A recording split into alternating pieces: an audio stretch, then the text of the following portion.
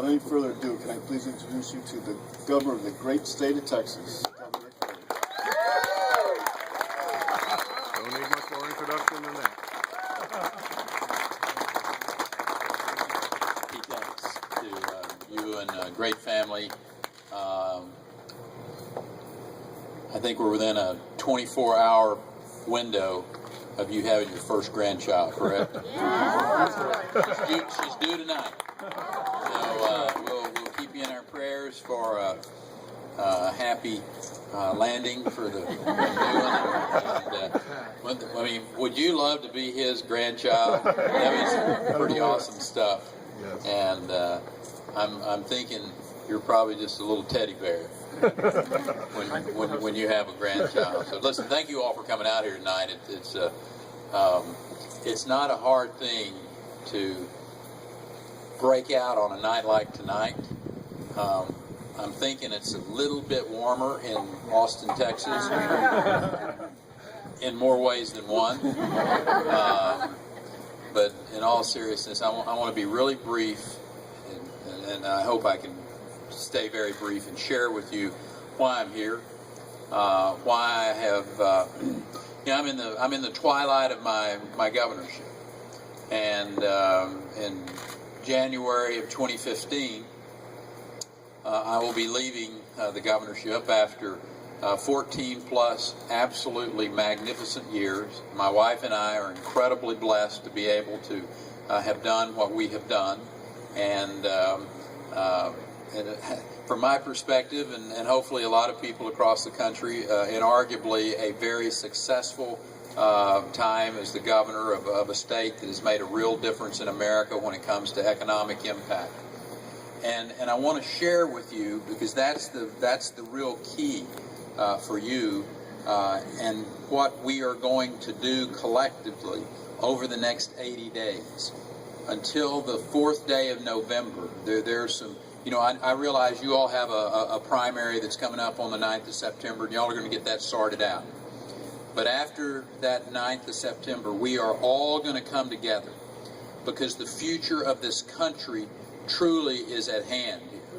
And how this state makes those decisions on the 4th of November could literally have the pivotal vote in the United States Senate.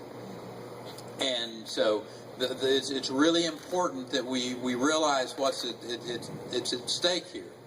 And I've had the great privilege to go to states that have governorships that are open and going to be decided, states that's got United States Senate races that are going to be decided. And I've really wanted to make a difference here as we go forward from now through that 4th of November. But I want to tell you why New Hampshire is so important in what you're going to do, because you have the opportunity. You have the opportunity to get a majority in the House, a majority in the Senate, and elect a governor. Now let me tell you why that's important. In 2003, we were able to do that for the first time since the 1870s. That's a long time ago. Yeah. Sorry. We had the House, the Senate, the Lieutenant Governor, the Speaker, and the governorship. And what we were able to do with putting tax policy into place, and we had a meeting with AFP today, Americans for Prosperity today, and we saw this study. And this study, you all used to be known, live free or die. I mean, that's the motto of this state. And there was a time in the past when you had one of the best business climates in America. Today, because I will suggest to you that the opposition, who is more interested in creating tax burden and them deciding how to spend that money rather than you, has put New Hampshire in this position of having the 3rd highest business tax in America.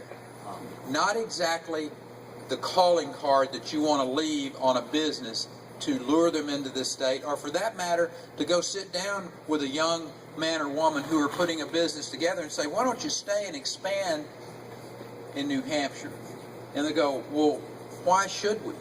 When we can move to this other state and keep more of what we work for. That's what this election is about. Electing men and women who understand that you can't continue to overtax, overregulate, overlitigate, and expect this state to grow. And we're an example of it in my home state, because we became a Republican state in January of 2003. And before that, there was always a Republican House or a Democrat House or a Democrat Speaker that would block some of the really good things that needed to happen tax-wise, legal system-wise. But in 2003, we came together and we started making changes that have allowed Texas to become, from my perspective, and arguably the most successful economic story in this country during the last decade. 35% of all the private sector new jobs created in America, since I've been governor, have been created in Texas. Now think of that. 1 out of 12 people live in that state, but yet over a third of all the private sector new jobs. I mean, Walt, that is a fascinating number. And I'm not saying that to brag about Texas. I'm just saying it because it's the fact that that's what the results will be when you do that. And it's in your power to elect those men and women to the House and the Senate, to the governorship. Governing is easy. I'm telling you, if I was teaching a political science course, it would be a pretty sharp course, and you could make a good grade in it to know that you keep the taxes as low and as light upon the job creators as you can, still delivering the services that the state needs and deserves and desires, have a regulatory climate that's fair and predictable, a legal system that does not allow for oversuing, and then have accountable public schools without Common Core, accountable public schools, basically, charter schools, incentive pay for teachers, so that you have that skilled workforce. Because that's what accountable public schools do. They deliver that skilled workforce. That's it. You get those 4 right, you get an A in Rick Perry's political science class. Okay? That's easy. Let me tell you what's hard. Hard is finding men and women who have the courage to implement those policies. That's what's hard. And you have them in this state. You have them on the Republican ticket. That's what this election is about. To elect those men and women who have the courage to implement it, to put New Hampshire on this trajectory upwards. And then you have another opportunity to truly change the trajectory of our country.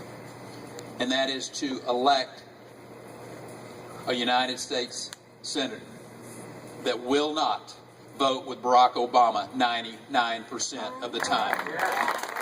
We can do this. That is what is within our grasp. Because you see, I need an individual who believes, like I believe, that it is the federal government's responsibility to live up to the constitutional requirements, the enumerated direction of doing things and a few things in Washington, D.C., and leave everything else up to the state. A 10th Amendment believing United States Senator that will stand up with me and other governors and say, it is not your responsibility to have to defend the border, it is the federal government's.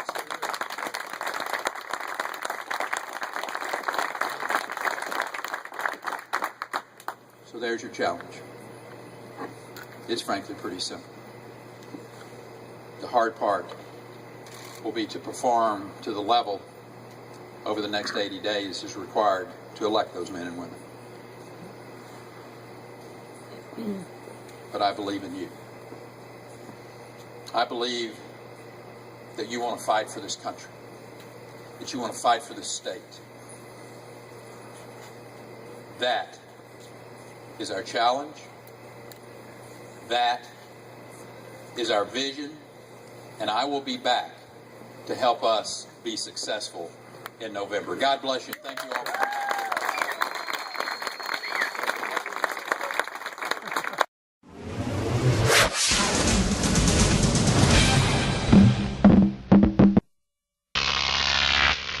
Croc TV.